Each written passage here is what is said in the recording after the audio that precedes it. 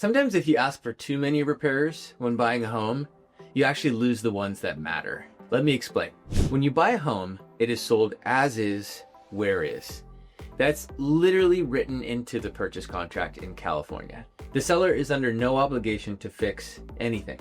Now that being said, you are also not obligated to move forward if you don't like what you find. So what does that mean? It means that repairs are a negotiation. And here's where a lot of buyers and buyers agents go wrong. They get a home inspection report with, let's say, 30, 35 items on it because inspectors are thorough and they're gonna find all kinds of stuff. And then that buyer asks for everything on that list. A loose hinge, touch-up paint, a door stopper, little handyman items. That is a mistake because what happens? We'll fix 18 out of the 20 things that you asked for. Almost everything on your list, except they agree to the cheap stuff. And now you're stuck negotiating the 2 or 3 most expensive issues that the seller did not agree to. What to do instead? The smarter strategy, focus on health and safety items and on major systems issues.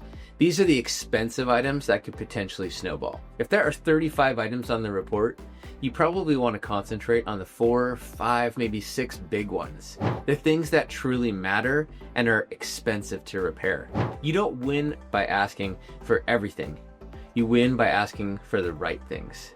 I'm Jordan Bennett with Jordan Bennett and Associates. Make sure to like and subscribe for more great real estate tips.